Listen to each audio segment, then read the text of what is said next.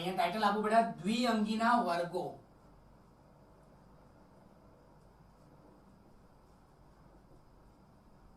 તો પ્રોફેસર શિવરામ કશ્યપ એ દ્વિઅંગીના પિતા હતા. એમણે દ્વિઅંગીને 3 વર્ગોમાં વર્ગીકૃત કર્યા. કેમ? તો દ્વિઅંગીને 3 વર્ગોમાં વર્ગીકૃત કરેલ છે.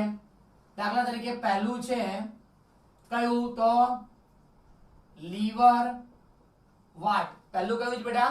લીવર વાટ.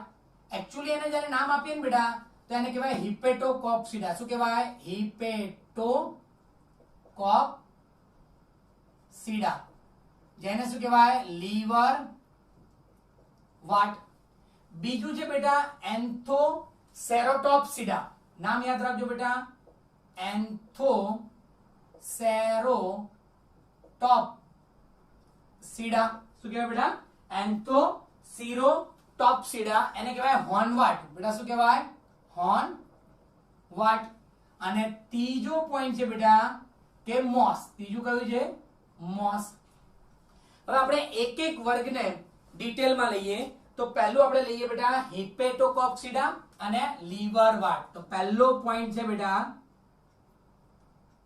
હિપેટોકોપ્સિડા, જેને આપણે શું કહીએ છીએ? એટલે લીવર વાટ. ઇંગ્લિશમાં લીવર વાટ્સ. ક્લિયર બેટા? હવે કેમ આને લીવર વાટ કહેવાય? તો પહેલી વસ્તુ કે આનો આકાર કેવો છે? યકૃત જેવો. જેનો આનો એટલે એવું કહેવાય કે આનો આકાર લીવર જેવો હોવાથી તેને લીવર વાટ કહે છે. લીવર વાટનું સ્થાન જોઈએ તો સ્થાન શું છે બેટા એનું? જે ભેજવાળી જગ્યા પર છાયા પ્રિય, ભેજવાળી જગ્યામાં હશે, છાયા પ્રિય જમીન પર હશે. પ્લસ બેટા બીજે ક્યાં જોવા મળશે? તો એવું કહેવાય કે નદી અને તળાવના કિનારા પર, ભેજવાળા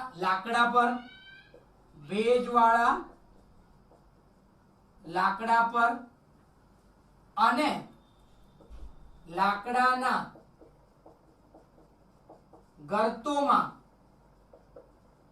જોવા મળે.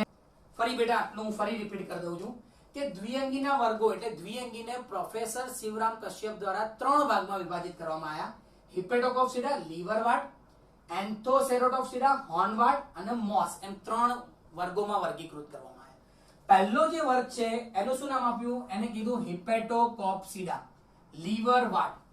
કેમ એને બેટા લીવર વાટ કીધું? કારણ કે એનો આકાર કેવો છે? લીવર આકારનું હોવાથી એને લીવર વાટ કીધું. એટલે યકૃત જેવું છે. પ્લસ આ વનસ્પતિનું સ્થાન શું છે? તો એ ભેજવાળી જગ્યા પર મુખ્યત્વે અને છાયાપ્રિય વનસ્પતિ છે.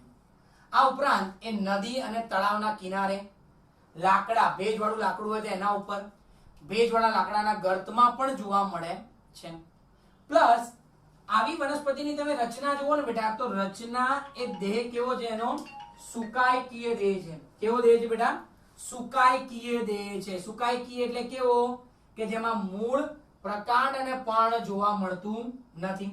અને આ જે સુકાય દેહ છે બેટા એ પૃષ્ઠવક્ષીય ચપટો અને જમીન પર પથરાયેલો હોય છે. એટલે દેહ કેવો છે? જમીન પર પથરાયેલો હોય છે. એના પછી આગળ જોઈએ કે આના જે પત્રમય, આમાં તમે દેખાવ જુઓ ને બેટા તો કેવું હોય? પર્ણો જેવું હોય. જે હું અહીંયા ડ્રો કરું છું એ તમે જોજો બેટા. એની જે આકૃતિ છે આ કેવું હોય બેટા? તો આવું હોય.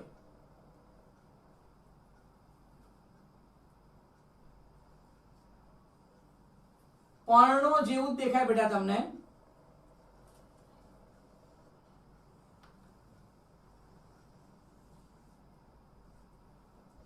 આવી રીતે પર્ણ જેવું જ હશે. પર્ણમય રચનામાં પર્ણમય રચનામાં બે હરોળમાં કે શું આવેલા હશે? નર અને માદા પ્રજનન અંગ આવેલા હોય છે. એટલે હું અહીંયા આવી રીતે દોરું.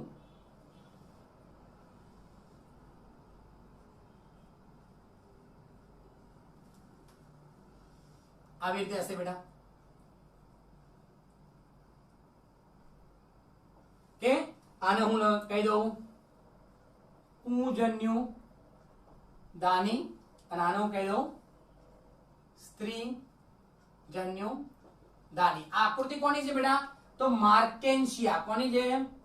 માર્કેન્શિયાની આકૃતિ છે. હવે બેટા ખાસ ધ્યાન રાખજો કે આના જે પર્ણમય અથવા પત્રમય રચના છે એમાં બે હરોળમાં, પત્રમય રચનામાં બે હરોળમાં પર્ણો જેવી નાની નાની રચના જોવા મળે છે. આ પોઈન્ટ ખાસ યાદ રાખજો બેટા કે પત્રમય રચનામાં બે હરોળમાં પર્ણો જેવી નાની રચનાઓ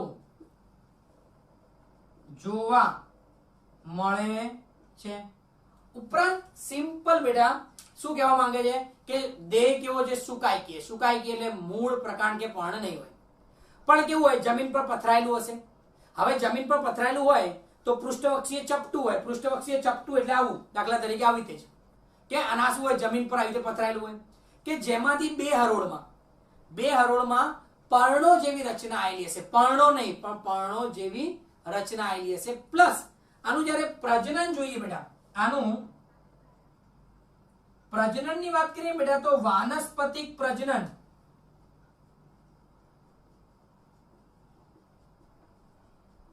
વાનસ્પતિક પ્રજનન કેવી રીતે થશે? અવખંડન દ્વારા. અવખંડન દ્વારા વાનસ્પતિક પ્રજનન જોવા મળે છે. દાખલા તરીકે હું આના 4 ટુકડા કરી દઉં તો એ 4 ટુકડા શું થશે? નવા સજીવ તરીકે વર્તશે અને ફરી નવું આખું લીવર વાળ બનાવી દેશે. એટલે અવખંડન દ્વારા થશે. પ્લસ અલિંગી પ્રજનન. આ એક પોઈન્ટ બેટા આમાં બહુ જ સરસ છે, યાદ રાખજો.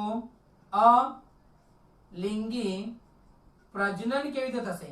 તો અલિંગી પ્રજનનમાં બેટા આમાં કુડમલીઓ દ્વારા થશે. અલિંગી પ્રજનન કોના દ્વારા થાય? કુડમલીઓ દ્વારા થાય છે. અલિંગી પ્રજનન કુડમલીઓ દ્વારા થાય છે. હવે કુડમલી એટલે શું? તો ઇંગ્લિશમાં બેટા કુડમલીને કહેવાય ગેમ્યુલ. શું કહેવાય? ગેમી. ઇંગ્લિશમાં એને ગેમી કહેવાય. હવે કુડમલી શું છે? તો જુઓ બેટા, આ કુડમલી પ્યાલામાં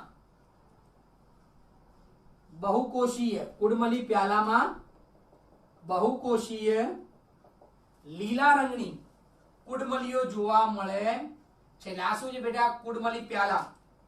અને એની અંદર હરિતદ્રવ્ય ધરાવતી બહુકોષીય કુડમલીઓ જોવા મળે છે. એટલે હું અહીંયા લેબલિંગ કરું બેટા. આ જે ગ્રીન કલરના મેં દોર્યા એ શું છે? કુડમલી પ્યાલા. શું છે? કુડમલી પ્યાલા. અને એની અંદર જે લાલ કલરના છે બેટા, એ લાલ કલરના શું છે? તો લાલ કલરનું છે કુડમલીઓ. શું છે? કુડમલીઓ. એટલે સિમ્પલ બેટા અહીંયા હું લખું તો કે આ કુડમલીઓ હરિત દ્રવ્ય ધરાવતી બહુકોષીય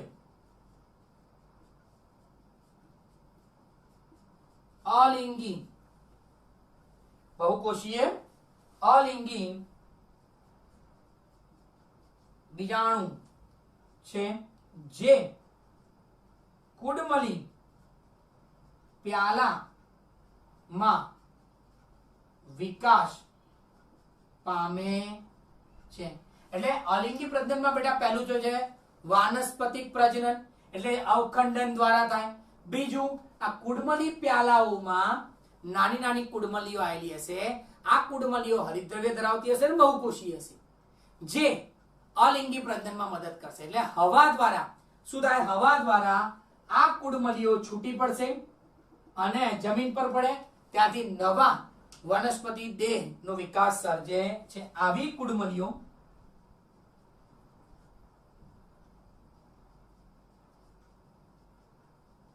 હવા દ્વારા વિકિરણ પામી, આવી બેટા જે કુડમલીઓ છે હવા દ્વારા વિકિરણ પામી જમીન પર વિકસી નવો વનસ્પતિ દેહ રચે છે. શું કરશે? નવો વનસ્પતિ દેહ રચશે. હવે આનું જીવન ચક્ર જોઈએ બેટા.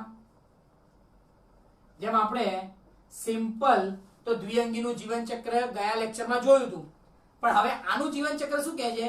તો આમાં બેટા એકચ્યુઅલી મુખ્ય વનસ્પતિ દેહ તરીકે, મુખ્ય વનસ્પતિ દેહ કેવો છે? જન્યુજનક. મુખ્ય વનસ્પતિ દેહ જન્યુજનક હોય છે. અને બીજાણુજનક દેહમાં, યાદ રાખજો બેટા, બીજાણુજનક દેહમાં પાદ, જેને ઇંગ્લિશમાં કહેવાય ફૂટ, પ્રાવરદંડ, જેને ઇંગ્લિશમાં કહેવાય સીટે, અને પ્રાવર, પ્રાવર એટલે જેને ઇંગ્લિશમાં કહેવાય કેપ્સ્યુલ. એટલે બેટા આપણે લાસ્ટ ટાઈમ તમને યાદ હોય તો મેં આવી આકૃતિ દોરી હતી. ધ્યાનથી સમજજો બેટા કે મેં એક આવી આકૃતિ લાસ્ટ ટાઈમ ડ્રો કરી હતી કે જેમાં આ જે છે એ શું છે? વનસ્પતિ દેહ. અને કેવો? જન્યુજનક દેહ. અને એના ઉપર મેં આવું ડ્રો કર્યું હતું બેટા. બરાબર? કે જેમાં આને કહેવાય પાદ, આને કહેવાય પ્રાવર દંડ, અને આને કહેવાય પ્રાવર. એ જ રીતે આમાં પણ જે બીજાણુજનક દેહ હશે બેટા, એમાં 3 ભાગ જોવા મળશે.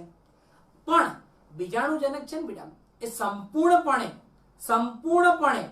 જન્યુજનક ઉપર આધારિત હોય છે. આ ખાસ વાત યાદ રાખજો કે અહીં બીજાણુજનક એ સંપૂર્ણપણે જન્યુજનક પર આધારિત હોય છે. એટલે સંપૂર્ણપણે બીજાણુજનક એ જન્યુજનક પર આધારિત. 2 તબક્કા તો છે જ, બીજાણુજનક, જન્યુજનક. જન્યુજનક મુખ્ય છે અને એના ઉપર જ બીજાણુજનક વિકાસ પામશે. પણ બીજાણુજનક છે એ જન્યુજનક પર કેવો છે?